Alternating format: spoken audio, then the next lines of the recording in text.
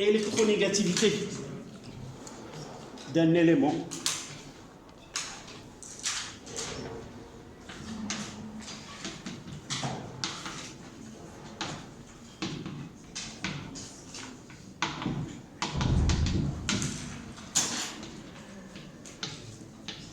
évidemment d'un élément chimique.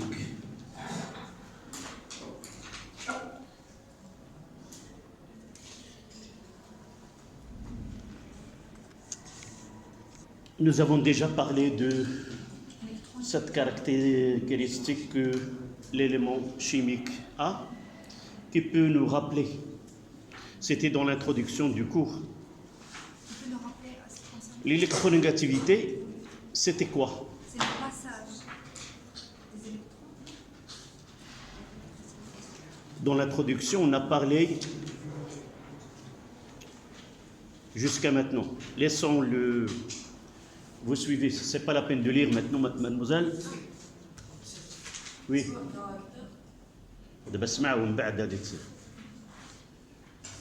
Ce que nous avons étudié jusqu'à maintenant, nous avons parlé de la structure de certains composés et nous avons dit que généralement ces composés peuvent avoir une structure cristalline ionique ou une structure cristalline moléculaire.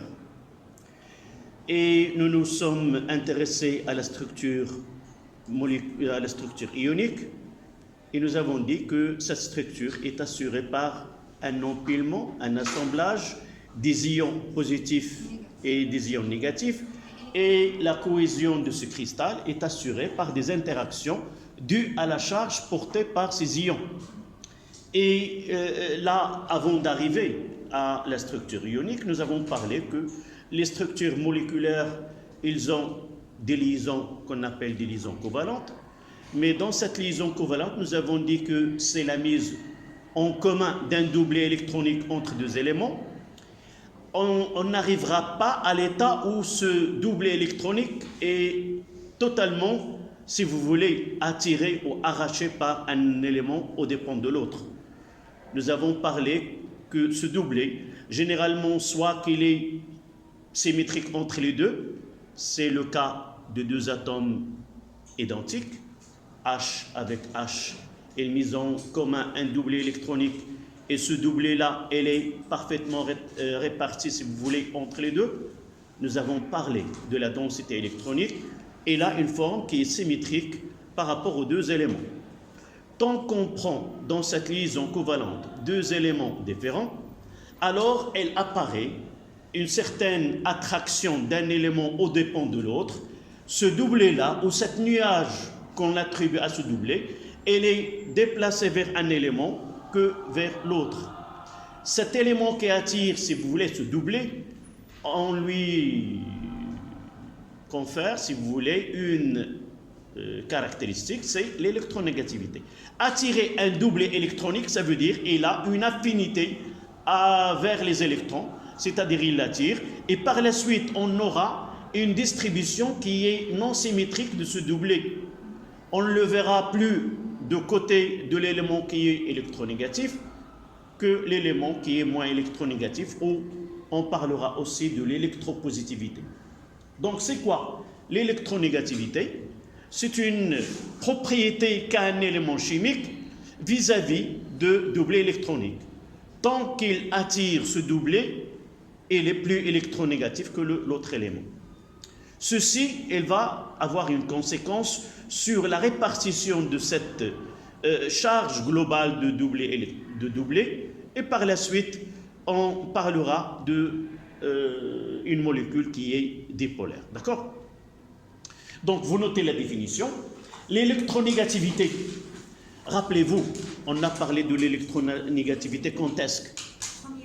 Lorsque nous avons parlé de Lewis, et nous avons dit que Lewis n'a pas eu la chance d'avoir un prix Nobel, même si les travaux qu'il a réalisés sont énormes, mais celui qui a utilisé il a pris le prix Nobel sur cette électronégativité qui était une conséquence des études qu'a fait Lewis.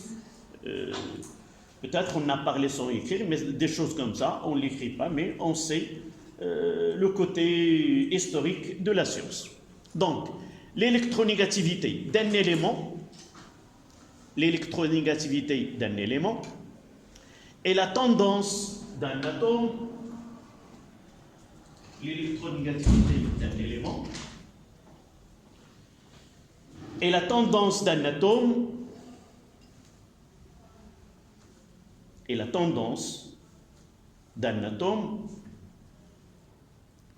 de cet élément,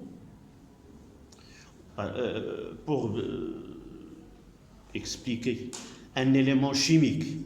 Et cet élément chimique, il est représenté par un atome. Donc, au lieu de parler de l'élément chimique, on va s'intéresser à l'atome. Et de là, tout ce qui est dit à propos de l'atome, il revient à l'élément chimique. Donc, l'électronégativité d'un élément et la tendance d'un atome de cet élément à attirer le doublet d'une liaison covalente qu'il forme avec un autre atome.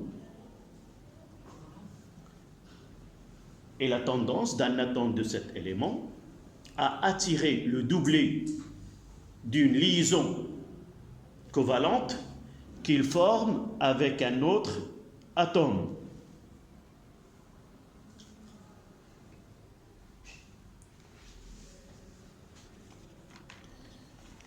Évidemment, on va mettre un petit schéma juste à côté. Voici le tableau, nous l'avons déjà dit la dernière fois. Nous avons le tableau, peut-être il a été pris pour une autre. Je vous ai montré la dernière fois le tableau et comment cette électronégativité. Voici le tableau. Et là, l'électronégativité, elle est croissante dans ce sens-là. Croissance dans ce sens-là et dans ce sens-là. D'accord? Voilà, vous mettez ce schéma, c'est l'électronégativité, L3 de groupe 1, et là, C8. Évidemment, on parlera de certaines, le groupe 8 qui est des gaz rares, ne réagit pas. Mais d'une façon générale, ce sont de cette façon que l'électronégativité augmente dans le tableau des éléments. Tableau périodique.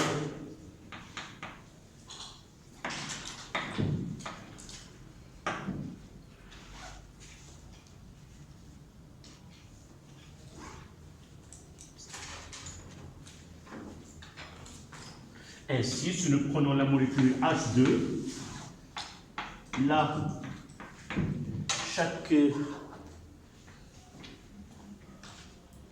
c'est le modèle de Lewis. On mettra H, et là, c'est la liaison covalente entre les deux.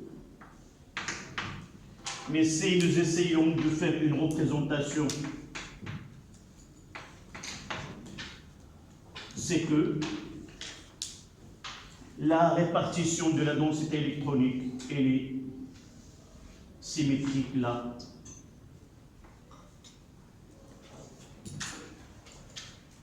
Il n'y a ni attraction ni répulsion du doublet.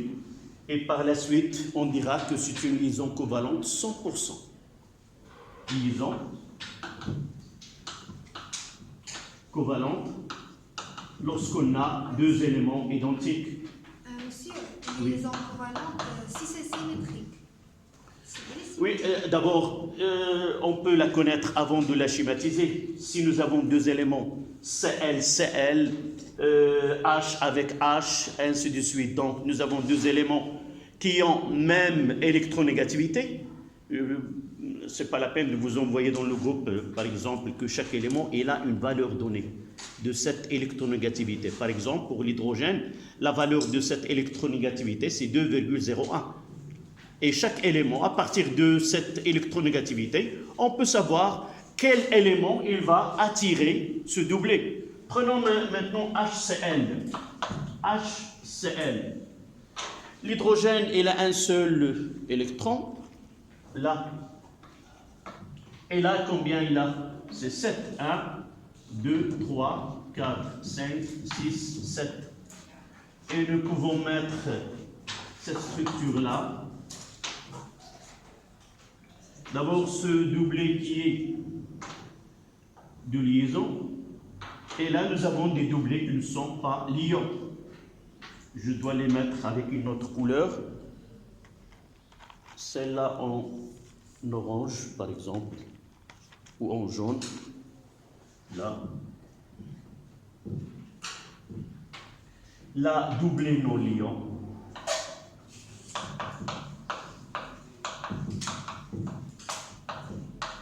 C'est-à-dire qu'il ne participe pas dans la liaison. Et là, c'est la liaison. Et vous voyez que j'ai deux éléments. Là, l'hydrogène est là et le chlore est dans le groupe 7. Donc, le chlore est plus électronégatif que l'hydrogène. Et par la suite, on peut schématiser cette différence d'électronégativité par une flèche là. C'est-à-dire le doublé, il est attiré par Cl. Et par la suite, si nous essayons de faire une représentation de cette là, de la densité électronique, c'est-à-dire cette charge de 2 électrons, en réalité se localisent dans cette région, mais on verra que là, c'est-à-dire que la majorité de temps, si vous voulez, de ces 2 électrons, elles passent leur temps au voisinage de Cl. C'est ça ce qu'on peut comprendre de cette schématisation. Et on mettra, voilà. Si nous essayons maintenant de voir, d'abord j'ai dit ici 100%. Dans ce cas-là, c'est presque 75%. C'est-à-dire, si nous essayons de voir ce double, comment le temps que passent ces 2 électrons au voisinage de 2, 75 de ce côté-là et uniquement 25 de ce côté-là. C'est-à-dire qu'on peut considérer qu'une partie de l'électron de H peut être comptée pour Cl. Et c'est pour cela, on va dire, qu'il va apparaître le delta moins. Et ici, elle perd une partie de cette charge. On mettra ici delta plus. Dans ce cas-là, c'est 0. Là, c'est 0. Et là, c'est 0. Aucun atome peut attirer. Ils ont même tendance. Et par la suite, il n'apparaîtra aucune charge élémentaire. Et ce delta moins et delta plus, la somme des deux, c'est égal à 0. C'est-à-dire que la molécule est neutre. D'accord? Et de là, on parlera d'un centre de charge positive et d'un centre de charge négative. Et de là, il va naître une molécule qui est polaire, qui présente, ou dipolaire, qui présente 2 pôles. Donc vous faites ce schéma.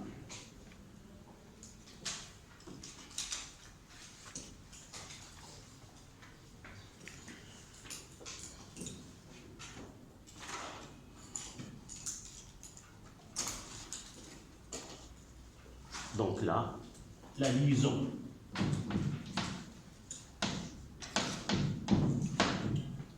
HCl est polarisée.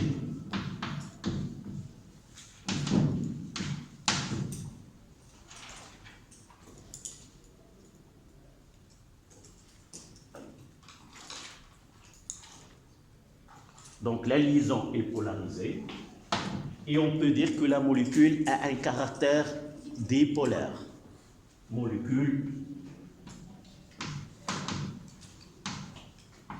a un caractère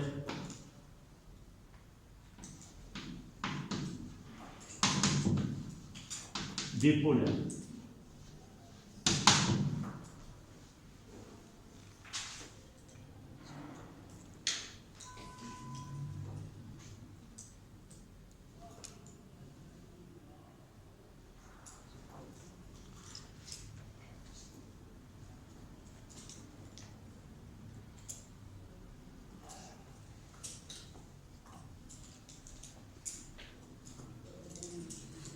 Et ce delta moins, c'est un excédent de charge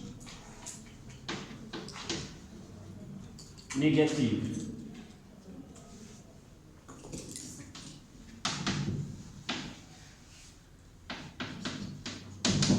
Évidemment, ce E il est inférieur à la charge élémentaire 1,6 10 moins 19. Et de même, delta plus, c'est un, si vous voulez, un manque de charge ou un défaut de charge de l'atome H. Excellent. Et un défaut de charge.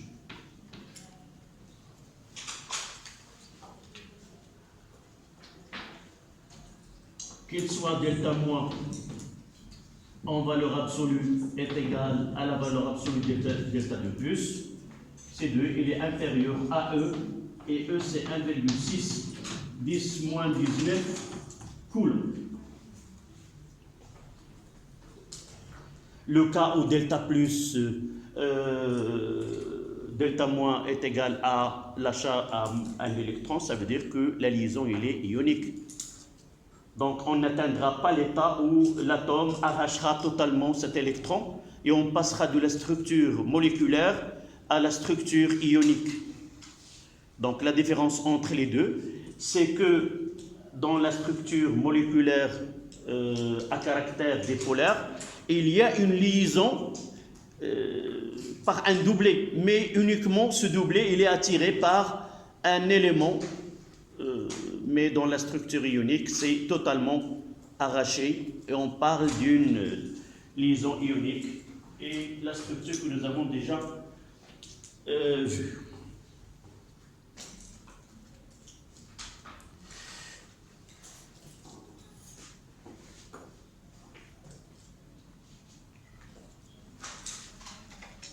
Là, on passe à 3,2, la molécule d'eau.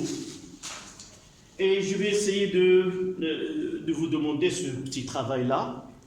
Vous allez le faire chez vous.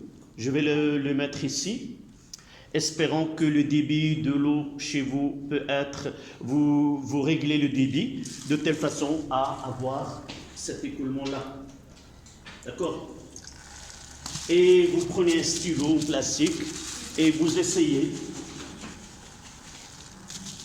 Et vous voyez, on peut... L'eau s'est attirée par... Vous voyez, là, il y a une déviation. Je veux que vous filmiez ce travail-là. Voilà, vous voyez, là.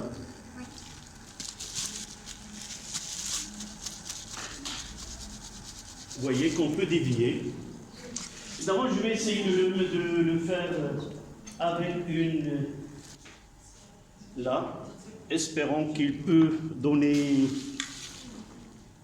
la même chose.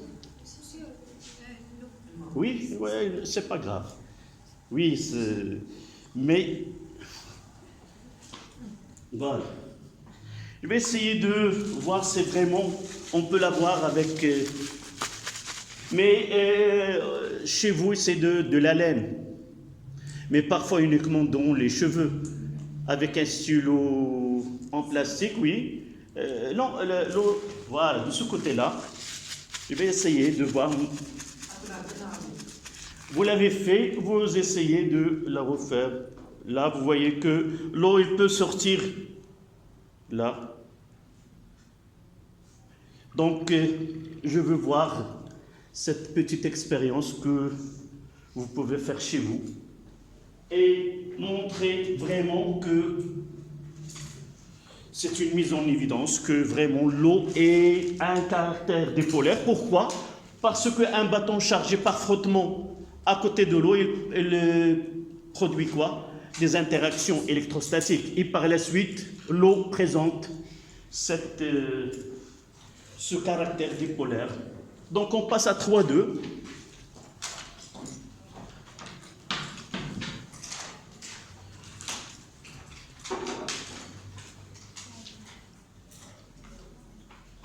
l'eau, un solvant, l'eau, un solvant à caractère dipolaire.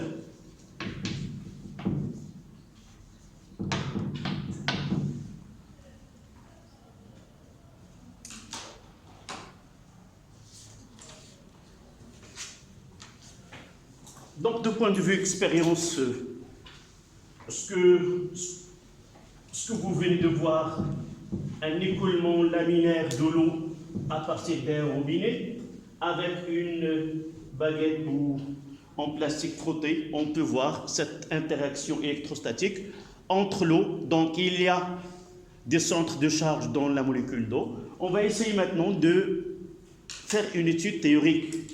Appliquer ce que nous venons de voir avec HCl à la molécule d'eau. D'accord?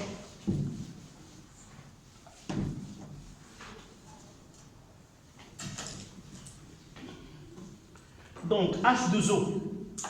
Voilà la molécule, je vais le mettre là, et la H. L'oxygène, combien il a? 8 électrons. 2 dans la première couche. Et 6, donc on aura 1, 2, 3, 4, 5, 6. Donc je vais essayer de les répartir de telle façon à avoir, donc là c'est O, 1 ici, 1 là, et 2, ici 2. Et l'hydrogène, voilà. Et on va essayer de... C'est 8 aussi. C'est 8. 8, 2 dans la première couche. Et il reste 6. Là, vous avez... 2, 4, 6. D'accord? Z de O, c'est 8 électrons. Mais ici, il en a 6. Tu as oublié ce que tu as étudié l'année dernière? Ah oui. C'est K2 plus KLM. D'accord? Le remplissage, première couche, n'est rempli que de 2. Deuxième couche. Voilà. Donc là et là. Donc on peut écrire que cette molécule de liaison H et H et là deux doublés non liants. Comment est la liaison OH? Est-ce qu'elle est covalente 100% ou à caractère dipolaire? Tu me poses la question. Pourquoi? Parce que... H, elle est là et O, il est là. Et l'électronégativité augmente dans ce sens-là. D'accord? Donc O est plus électronégatif que H. On le mettra ici.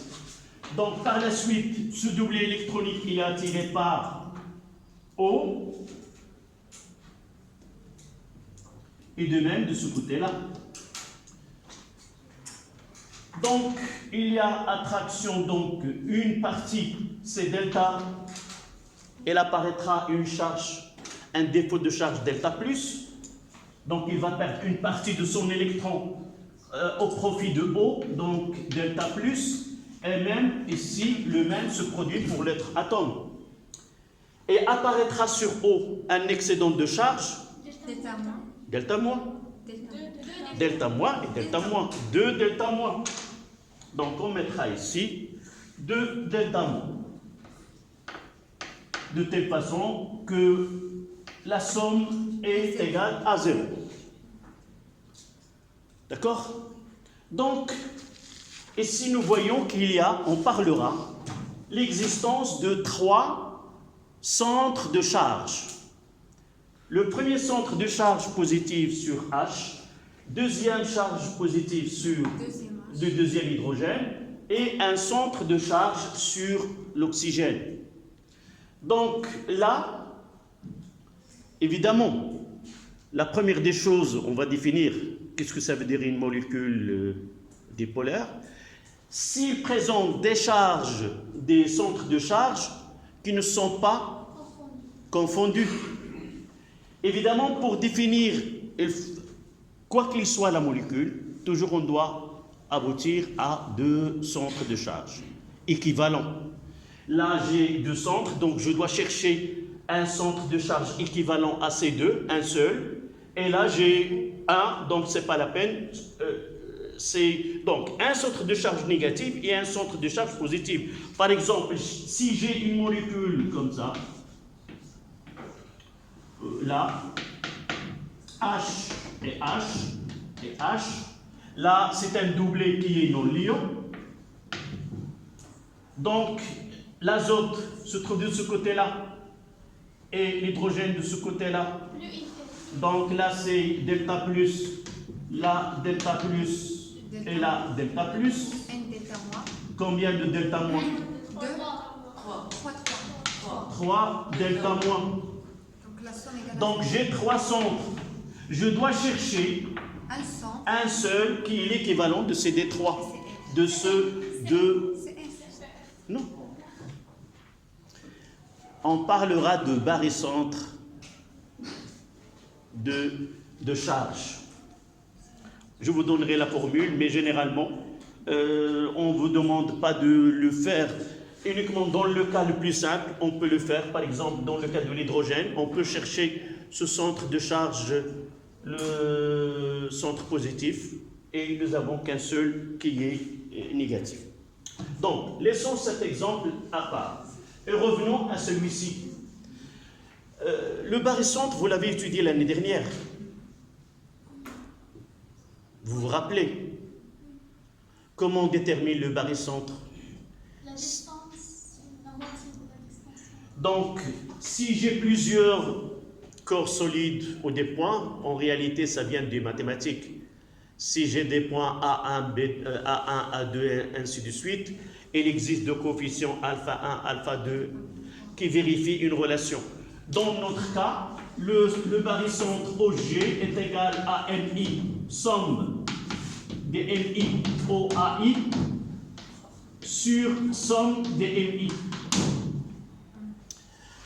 Ça veut dire que là, dans ce cas-là, j'ai que 2. Donc, le barycentre, ça sera G. Je dois le chercher à partir de ces 2. Donc, de là, j'ai l'atome d'hydrogène. Et là, l'autre atome. C'est une relation qui est quoi? Vectorielle. Donc, je dois utiliser un axe sur lequel je dois travailler. Là, l'axe des X. Le O, elle est choisi arbitrairement. Je peux le choisir ici haut.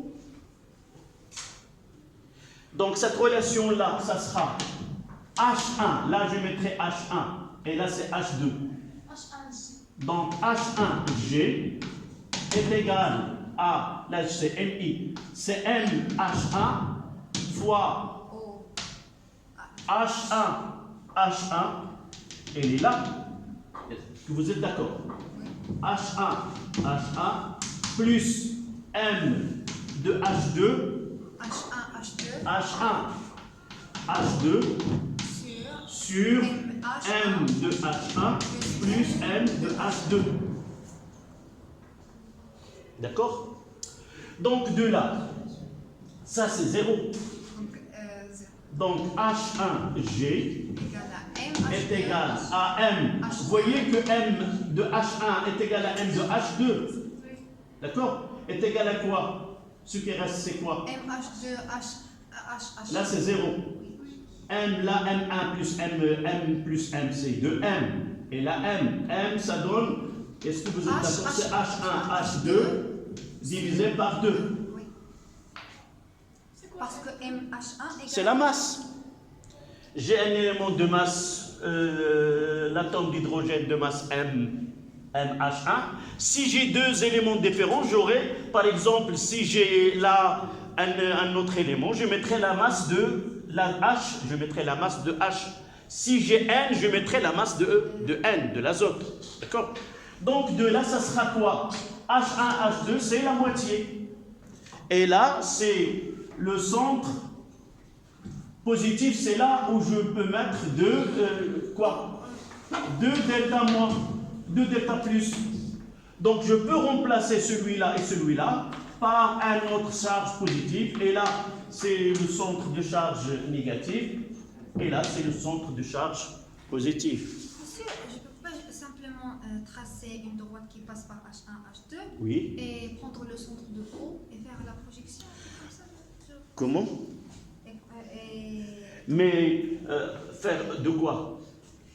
tracer une droite qui passe par H1, H2. Oui, c'est ce que j'ai fait. Oui. Et trouver le centre de O, par exemple, et faire la projection. Là? Oui. Non, ça n'a rien à voir. On fait, si j'ai plusieurs centres négatifs, plusieurs centres de charge négative et plusieurs centres de charge positive, je chercherai le barycentre de toutes les charges positives à part et je partirai à calculer le barycentre des charges négatives à part et là, je vais essayer de voir est-ce qu'ils sont différents ou est-ce qu'ils sont confondus.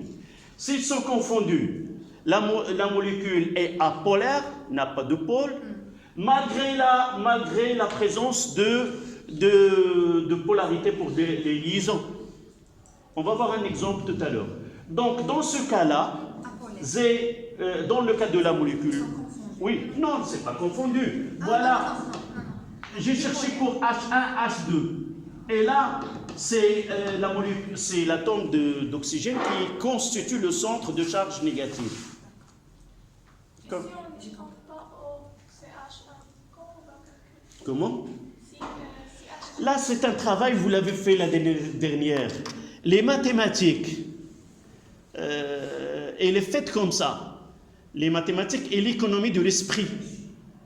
Toujours, il faut choisir des conditions. Là, quel que soit O, cette relation, elle est vérifiée. Pourquoi choisir un point où j'aurai des difficultés à faire les calculs? D'accord? Donc, si j'ai, par exemple, là, j'ai 3, là, 3 centres, par exemple. Là, delta plus, et là, delta plus, et là, delta plus, qu'est-ce que je dois faire?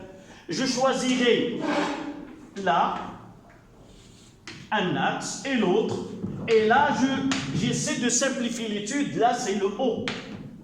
D'accord? Là, c'est par exemple M1, là, c'est M2, et là, c'est M3.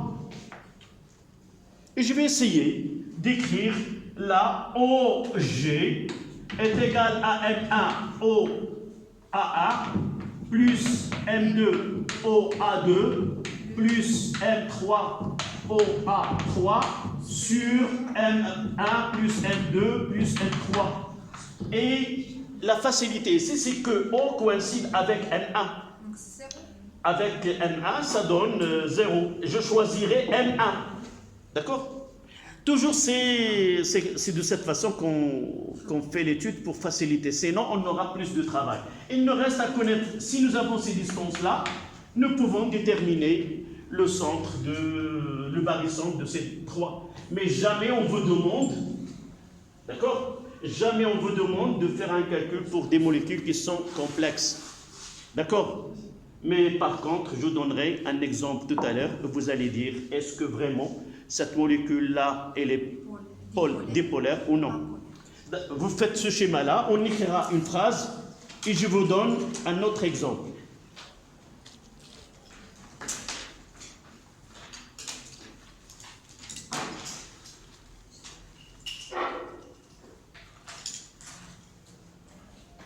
Donc, le centre de charge négative est sur l'atome oxygène.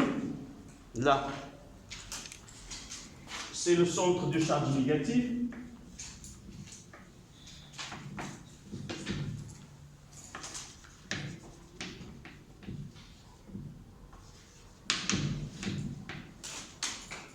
Et là, c'est le centre de charge positive.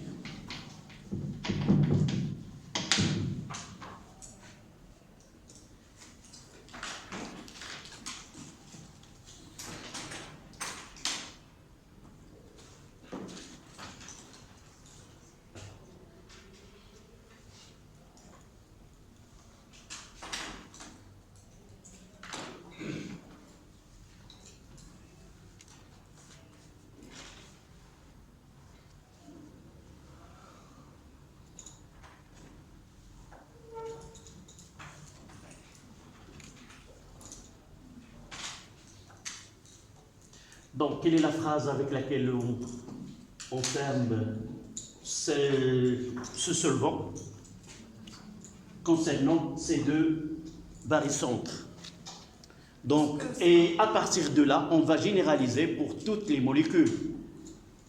Si le barycentre des charges négatives est différent de barycentre des charges positives, alors la molécule est dipolaire ou un caractère dipolaire.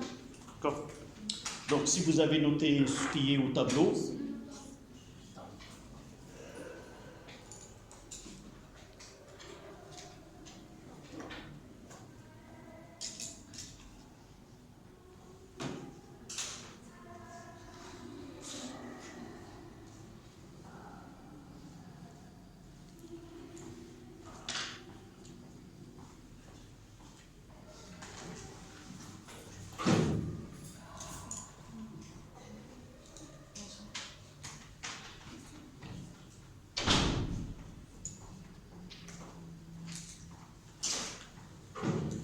je n'ai pas terminé, c'est par projection. Par projection, c'est quoi? C'est H1G, donc G ce sera là. C'est HG est égal à H1, H2 sur 2, évidemment. Et se situe à la moitié de... par exemple, on peut trouver dans un exercice, on vous donne la molécule de HCl, on vous donne la liaison HCl, ça met combien elle est égale à cette longueur, la longueur de la liaison covalente. On peut vous demander de situer le barycentre là. D'accord? C'est la même chose. La masse de l'hydrogène est,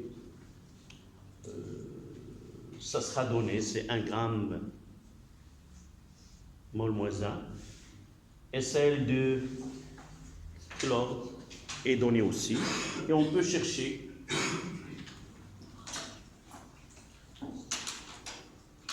soit le chlore 35 ou le chlore 37. De là, on peut connaître la masse. Donc, s'il vous plaît, vous notez cette phrase. Le barycentre des charges négatives, le barycentre des charges négatives est différent de barycentre de charges positives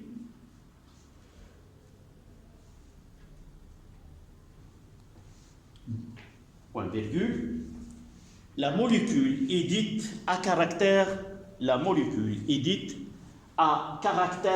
dipolaire. La molécule est dite à caractère dipolaire.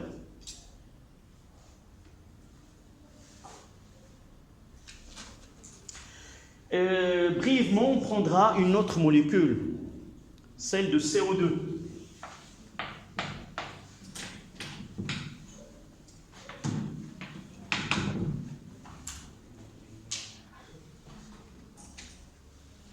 Est-ce que les liaisons sont polarisées? D'abord, là, on ne s'intéresse pas aux deux types. Là, il y a deux types de liaisons. Il y a la liaison sigma, c'est celle qu'on traite dans ce cours-là. Il y a une autre liaison qui est la liaison pi qui se fait dans l'espace. On ne s'intéresse pas à ce type de liaison. Donc, ce caractère de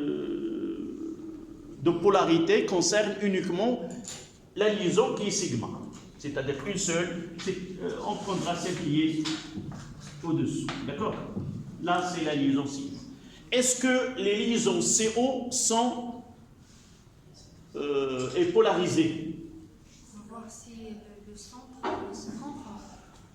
Oui, là, c'est 4. Essayez toujours d'avoir devant vous. Elle a 4 électrons dans sa couche périphérique, donc le groupe 4, et là c'est 6, donc il se trouve de ce côté. Donc l'oxygène là et le carbone là, et par la suite cette liaison elle est polarisée, et c'est l'oxygène qui est l'élément le plus électronégatif, et on l'aura delta moins, Et aussi, on aura delta moins. Delta plus. Donc, de là, on aura 2 delta plus. Donc là, c'est le centre de charge C. positif. Et aussi négatif. On va voir. Donc, là, les liaisons sont polarisées. Est-ce que la molécule est dipolaire? Dipolaire. Donc, on doit chercher Le barycentre. le barycentre. Voilà. Ici. Donc, Donnez-moi la formule. Là, c'est O1 et là, c'est O2. Le barycentre est la moitié. Donc, on aura O1G. J'ai choisi O1 comme origine. Et G, c'est le barycentre de charge négative, est égal. M, O1, O1, c'est combien? 0. Plus M de O 2. fois O1, O2 sur M M de O plus M de O. 2M de O. Donc, M de O. Donc, O1, O2 sur 2. donc O1G est égal à O1, O2 Sur 2. sur 2. C'est la moitié de la distance entre O. C'est-à-dire, c'est là. Et puisque le barycentre de charge négative est Est différent. confondu, alors la molécule est apolaire. A, ça veut dire absence, apolaire. Malgré la présence des... les liaisons sont polarisées, alors la molécule, elle est apolaire parce que le centre de charge positive, et là je mettrai 2 delta moins. Delta moins, delta moins, je remplace ce barycentre et portera la charge équivalente au point dont on cherche le barycentre. D'accord? Donc vous le notez. K de CO2.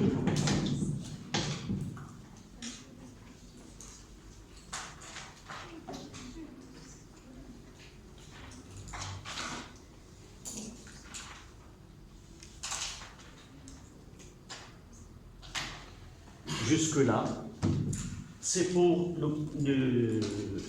l'eau, et là, un cas particulier.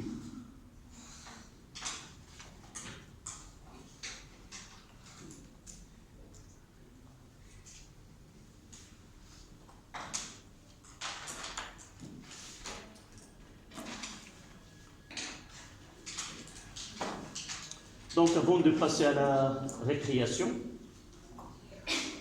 quel est l'intérêt de savoir que ce solvant qui est l'eau a un caractère dipolaire? Quelle est son utilité? Un solvant, généralement, on l'utilise pour dissoudre des composés. Il peut laisser passer les électrons quand il dissout. D'abord, nous avons déjà étudié les composés ioniques. Et ces composés ioniques, cette structure cristalline, elle est assurée par des interactions électrostatiques. Ce sont des forces qui se produisent entre des charges. Et l'eau, elle est capable, avec ses centres de charge, de... Qu'est-ce qu'elle va faire à ce cristal? De les dissoudre, de essayer de disloquer sa structure cristalline. D'un côté, le côté le centre de charge positive va se diriger vers un ion qui a une charge comment? Négative, et le centre de charge positive il va se diriger vers un anion, et il se produit cette destruction, et de cette façon qu'un cristal est dissous dans l'eau.